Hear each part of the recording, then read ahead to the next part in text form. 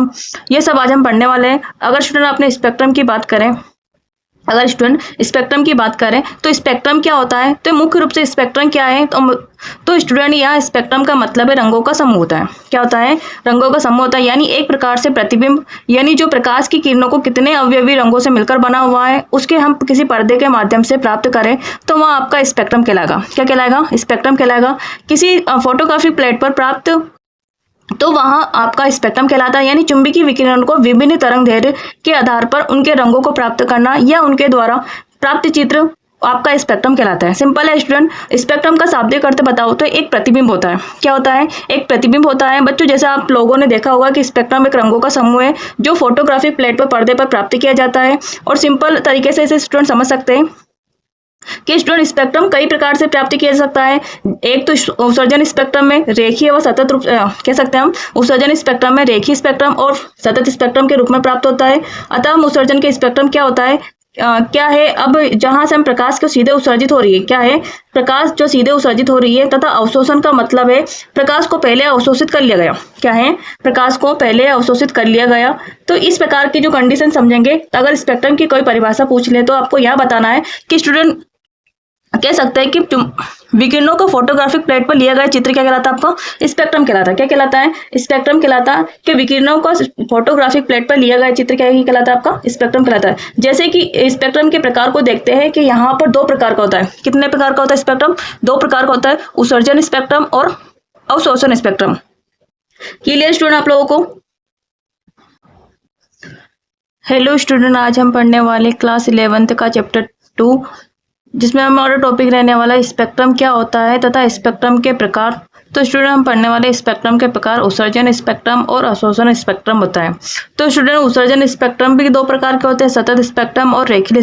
अगर स्टूडेंट हम उत्सर्जन स्पेक्ट्रम की बात करें कि उत्सर्जन स्पेक्ट्रम क्या होता है, हमारे पास श्वेत प्रकाश क्या है, श्वेत प्रकाश है जो हम किसी भी स्रोत से प्राप्त कर सकते हैं, या सूर्य से भी प्राप्त कर सकते हैं, या मान के लीजिए विद्युत ऊर्जा से भी इसे प्राप्त कर सकते हैं। तो स्टूडेंट्स आपका उत्सर्जन स्पेक्ट्रम क्या होता है कि दे रखा है आपका उत्सर्जन स्पेक्ट्रम, जब किसी स्रोत से क्या है, जब किसी स्रोत से उत्सर्जित विकिरणों को किसी प्रिज्म से गुजारा जाता है तथा फिर इन्हें फोटोग्राफिक प्लेट पर प्राप्त किया जाता है, तो इस प्रकार के स्पेक्ट्रम को उत्सर्जन स्पेक्ट्रम कहते हैं। क्या कहते हैं? उत्सर्जन स्पेक्ट्रम कहते हैं।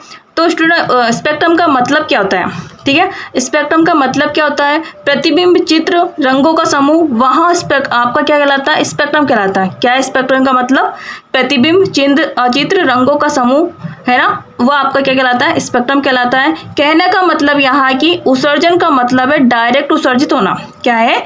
डायरेक्ट उत्सर्जित हो और प्रिज्म से गुजारा दो, तो वहाँ जो स्पेक्ट्रम होगा वह उत्सर्जन स्पेक्ट्रम कहलाएगा। क्या कहलाएगा? उत्सर्जन स्पेक्ट्रम कहलाएगा स्टूडेंट। लेकिन वहीं पर अवशोषण की बात करें की जाती है तो अवशोषण में क्या होता है, पहले उसे माध्यम से गुजारा जाता है। किससे गुजारा जाता है? माध्यम से गुजारे थे तो कुछ विकिरणें यह अवशोषित कर लेगा और वहाँ अवशोषित कर लेगा, तो इसके बाद यहाँ प्रिज्म से गुजारेंगे तो वहाँ आपका अवशोषण स्पेक्ट्रम कहलाएगा। क्या कहलाएगा? अवशोषण स्पेक्ट्रम कहलाएगा स्टूडेंट। जैसे ही हमारे यहाँ हमारा सूर्य का प्रकाश है, क्या है? सूर्य का प्रकाश है, इसे डायग्राम से हम समझते हैं। अवशोषण स्पेक्ट्रम को हम डायग्राम के माध्यम से समझ सकते हैं कि स्टूडेंट क्या दे रखा है इसमें, जैसे ही हमारा क्या है, सूर्य का प्रकाश, क्या है? सूर्य का प्रकाश है, यहाँ से प्रकाश की किरणें आएगी, क्या आएगी? यहाँ से प्रकाश यानी आएगी, तो ये किसी भी माध्यम से गुजारा तो ये प्रकाश को क्या कर लेती? अवशोषित कर लेती। ये विलयन में माध्यम है, इसमें क्या कर लेती? प्रकाश को किरणों को अवशोषित कर लेगा। फलस्वरूप इससे प्रिज्म से गुजारा जाता है। किससे गुजारा जाता है? प्रिज्म से गुजारा जाता है तो हमें वर्णक्रम दिखाई देता है। क्या देता है? वर्णक्रम दिखाई देता, जो हमें काली लाइट के रूप में, किसके? काली लाइट के दिखाई देगा, जो हमें वर्णों का समूह दिखाई देगा। क्या होगा? वर्णों का समूह दिखाई देगा जो हमें स्पेक्ट्रम प्राप्त होगा, वही क्या कहलाएगा आपका? क्या कहेगा? वही स्पेक्ट्रम प्राप्त होगा। वहाँ आपका अवशोषण स्पेक्ट्रम क्या होगा? क्या कहलाएगा स्टूडेंट? अवशोषण स्पेक्ट्रम कहलाएगा। पहले से ये फैक्ट तो आप समझा होगा आपने कि उत्सर्जन स्पेक्ट्रम क्या होता है। तो हमने पढ़ चुके हैं कि उत्सर्जन स्पेक्ट्रम क्या है, अवशोषण स्पेक्ट्रम क्या है। तो अवशोषण स्पेक्ट्रम तो आपको पता ही है कि स्पेक्ट्रम है क्या, जब श्वेत प्रकाश को प्रिज्म से गुजारा जाता है। क्या है? जब श्वेत प्रकाश को प्रिज्म में से गुजारा जाता है तो उसके अवयवी रंगों का रंग में जैसे कि बेजानी हैप्पी नालामी के क्रम में पर्दे पर जो प्राप्त होता है प्रतिबिंब दिखाई देता है, उसे हम क्या कहते हैं? स्पेक्ट्रम कहते हैं। क्या कहते हैं? स्पेक्ट्रम कहते हैं। अगर स्टूडेंट उत्सर्जन स्पेक्ट्रम की बात करूँ, किसकी बात करूँ? उत्सर्जन स्पेक्ट्रम की बात करूँ तो उत्सर्जन स्पेक्ट्रम डायरेक्ट स्रोत से प्राप्त किया जाता है। किससे प्राप्त करते हैं हम? स्रोत से प्राप्त करते हैं और जिसे प्रिज्म से गुजारते हैं। और अवशोषण स्पेक्ट्रम की बात करें, किसकी? अवशोषण स्पेक्ट्रम की बात करें तो अवशोषण स्पेक्ट्रम को जब श्वेत प्रकाश को किसी विलयन से क्या है, जब श्वेत प्रकाश को किसी विलयन से गुजारा जाता है तो यह प्रिज्म से गुजारा जाता है। किससे गुजारा जाता है?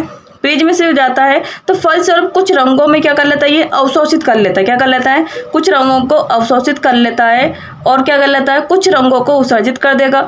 तो जो प्रिज्म में होकर जाता है उसे स्पेक्ट्रम प्राप्त होता है। ठीक है, क्लियर स्टूडेंट? आपको अवशोषण स्पेक्ट्रम क्या होता है? अगर स्टूडेंट हम उत्सर्जन स्पेक्ट्रम की बात करें तो उत्सर्जन स्पेक्ट्रम कितने प्रकार का होता है? 2 प्रकार का होता है। कितने प्रकार का? 2 प्रकार का होता है। एक तो सतत स्पेक्ट्रम होता है और दूसरा होता है रेखीय स्पेक्ट्रम होता है। क्या होता है? सतत का मतलब क्या होता है स्टूडेंट? कि एक के बाद एक क्या है? एक के बाद एक क्रम क्या कहलाता है? आपका सतत स्पेक्ट्रम कहलाता है। और रेखीय स्पेक्ट्रम का मतलब क्या होता है? 2 रंगों के बीच काली पट्टी दिखाई देना। क्या देना? काली पट्टी दिखाई देना, वो क्या कहलाएगा? आपका रेखीय स्पेक्ट्रम कहलाता है।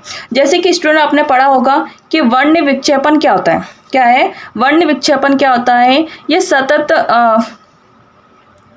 क्या कहता है? जैसे कि आपने पढ़ा होगा वर्ण विक्षेपण, जैसे कि आपने पढ़ा होगा कि स्टूडेंट वर्ण विक्षेपण क्या होता है? जब श्वेत प्रकाश को क्या है? जब श्वेत प्रकाश को सीधे स्लिट से गुजारा जाता है। क्या है? स्लिट से गुजारा जाता है तो ये स्लिट का कार्य क्या होता है स्टूडेंट? प्रकाश को संकीर्ण करना। क्या करना? प्रकाश को संकीर्ण करना। जो प्रकाश को फैला हुआ है उसे संकीर्ण कर देता है। कौन? जो स्लिट। यह अत्यंत पतला छिद्र होता है और यहाँ से प्रकाश की किरणों को क्या किया जाता है? वर्णित होकर जाता है और ये प्रिज्म से गुजारा गया। तो जब प्रिज्म से गुजारा गया तो इसके अवयवी रंगों पे पर्दों पे प्राप्त किए। किस पे प्राप्त गए?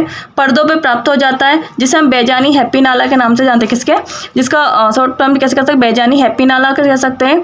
तो स्टूडेंट जिन्हें कह सकते हैं वीबी गौर से नाम से जानते हैं। क्या? वीबी गौर भी बोलते हैं। वीबी गौर मतलब violet, indigo, blue, green, yellow, orange, red. ठीक है, बैगनी, जामुनी, आसमानी, हरा, पीला, नारंगी, लाल। ठीक है, तो वीबी गौर इसको कह सकते हैं, इनके रंगों के नाम से जाना जाता है। ये कलर हो गए जो सीधा प्रकाश के मुख्य रूप से हमने प्रकाश को स्लिट से गुजारा। क्या है? प्रकाश को स्लिट से गुजारा और स्लिट का मतलब होता है प्रकाश को संकीर्ण करना। यानी 2 प्लेटों को क्या है? ये 2 प्लेटें, इनको अत्यंत क्या है? पास पास लें और उनके जो अवयव के दे रखा है, उनके पतले छिद्र से क्या दे रखा? पतले छिद्र से एक स्लिट का कार्य करता है और क्या कह सकते हैं कि रंगों का यह बदल जाता है। क्या जाता है?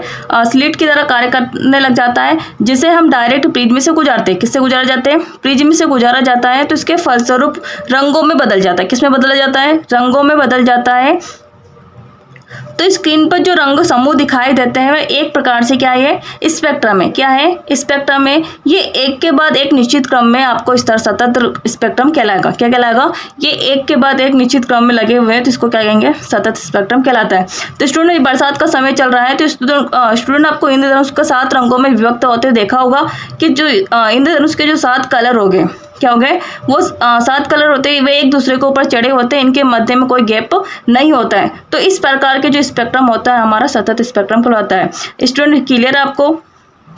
अब अगर हम रेखीय स्पेक्ट्रम की बात करें, किसकी बात करें? रेखीय स्पेक्ट्रम की बात।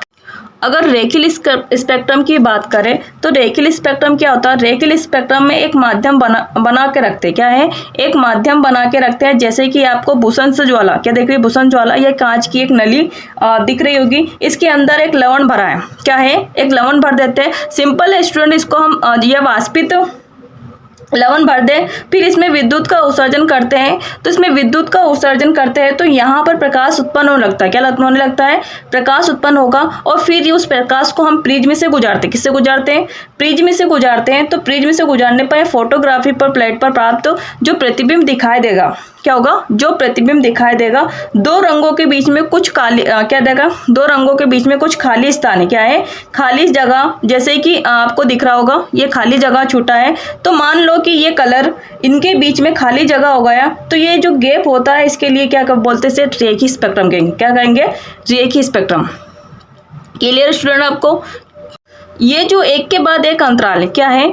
एक के बाद जो अंतराल है कलर के बीच, जो कलर दे रखा है, कलर फिर गैप, फिर कलर, फिर दूसरा कलर, फिर गैप, तो इस तरह का जो गैप दिख रहा है वहाँ किसको प्रेजेंट कर रहा है? रेखीय स्पेक्ट्रम को प्रेजेंट करता है। किसको प्रेजेंट करता है? रेखीय स्पेक्ट्रम को प्रेजेंट करता है। अगर स्टूडेंट हम रेखीय स्पेक्ट्रम को देखें तो रेखीय स्पेक्ट्रम क्या होता है आपका? जब किसी वाष्पशील लवण जैसे कि NaCl विलयन है, कौन सा विलयन ले ले? NaCl का ले ले या पोटेशियम का ले ले, ठीक है। NaCl का जब विलयन लेंगे तो किस रंग का दिखाई देगा आपका? बैगनी रंग का दिखाई देता है। किस रंग का दिखाई देता है? किस रंग का दिखाई देता है? पीला रंग का दिखाई देता है। और पोटेशियम का जो लवण लिया जाता है वो बैगनी रंग का दिखाई देता है, ठीक है ना। विभिन्न प्रकार के लवण क्या होते हैं? अलग अलग प्रकार की प्रकृति दर्शाते हैं। तो स्टूडेंट देखो, जब किसी वाष्पशील लवण को बुनसन ज्वाला या कांच की नली में रखकर इसे निम्न दाब पर किसी गैस से विद्युत विसर्ग किया जाता है तो इसमें से कुछ प्रकाश उत्सर्जित होते हैं। क्या होते हैं? कुछ प्रकाश उत्सर्जित होते हैं। तो इस प्रकार के जो प्रकाश की किरणों में प्रिज्म से गुजारा जाए तो फोटोग्राफिक प्लेट में भी बहुत सी रेखाएं आसपास आकर समूह के रूप में आ जाते हैं। क्या आ जाते हैं? समूह के रूप में आ जाते हैं। तो तथा इनके बीच में कुछ रिक्त स्थान होते हैं। क्या होते हैं? इनके बीच में क्या होता है? कुछ रिक्त स्थान होते हैं और ये गहरे काले प्रतिबिंब के रूप में होते हैं। तो इस प्रकार के जो स्पेक्ट्रम को क्या बोलते हैं हम? असतत या रेखीय स्पेक्ट्रम कहते हैं। क्लियर स्टूडेंट आपको? सतत का देखो, हमने क्या देखा? ये रेखीय स्पेक्ट्रम देखा और इसके अपोजिट क्या सतत स्पेक्ट्रम देखा। सतत का मतलब क्या होता है? एक के बाद एक क्या है? एक के बाद एक रेखीय। यहाँ पर सतत नहीं है बल्कि यहाँ क्या रंगों के बीच में क्या है? रिक्त स्थान उपस्थित है। तो ये कैसे स्पेक्ट्रम दर्शाएगा? रेखीय स्पेक्ट्रम दर्शाएगा। सतत स्पेक्ट्रम में एक के बाद एक स्पेक्ट्रम होता है, एक के बाद एक कलर दिखाई देता है। लेकिन रेखीय स्पेक्ट्रम में क्या होता है? एक के बाद एक कलर ही दिखाई देता है। इनके मध्य में क्या होता है? रिक्त स्थान होता है। क्या होता है? रिक्त स्थान होता है और एक गहरे काले प्रतिबिंब के रूप में होते हैं। तो इस प्रकार का जो स्पेक्ट्रम होता है वह कैसा स्पेक्ट्रम होगा? असतत या रेखीय स्पेक्ट्रम कहलाता है। Clear student? उसके बाद हम देखते हैं अवशोषण स्पेक्ट्रम। तो अवशोषण स्पेक्ट्रम को हम पहले पढ़ चुके हैं, तो इसके बारे में देखते हैं। ये जो रेखीय स्पेक्ट्रम होता है इसमें जो वाष्पशील लवण होता है, क्या होता है? वाष्पशील जो लवण होता है, जैसे मान लो इसमें NaCl का ले ले, किसके? सोडियम का ले ले। किसका ले ले हम? सोडियम का विलयन ले ले। तो इसका कलर कैसा होगा? पीले रंग का। कैसा होगा? पीले रंग का। अगर हम कोई और लवण ले, पोटेशियम का ले, पोटेशियम का कलर क्या होगा? बैगनी रंग का देता है। तो स्टूडेंट ये अलग अलग प्रकार के लवण अलग अलग उनकी प्रकृति के ऊपर क्या होते हैं? डिपेंड होते हैं। और इस प्रकार का जो स्पेक्ट्रम दर्शाता है वो कैसा होता है? रेखीय स्पेक्ट्रम दर्शाता है, ठीक है ना। अवशोषण स्पेक्ट्रम की बात करते हैं। अवशोषण स्पेक्ट्रम को हम पहले पढ़ चुके हैं कि किसी स्रोत से प्राप्त श्वेत प्रकाश को जब किसी विलयन या तत्व क्या तरह का तत्व वाष्प में से गुजारा जाता है तो इससे प्राप्त स्पेक्ट्रम को कुछ क्षेत्रों में काला अंतराल दिखाई देता है। कैसा अंतराल दिखाई देता है? काला अंतराल दिखाई देता है। इस काले अंतराल से ही ये साबित होता है कि प्रकाश की कुछ मात्राओं को पदार्थ द्वारा अवशोषित कर लिया गया हो और इसे अवशोषण स्पेक्ट्रम कहा जाता है। किसका कहा जाता है? अवशोषण स्पेक्ट्रम कहा जाता है। तो स्टूडेंट ये इट्स क्लियर होगा आप लोगों को। क्या हमारे चैनल को लाइक कीजिए, सब्सक्राइब कीजिए और बेल आइकन को प्रेस कीजिए।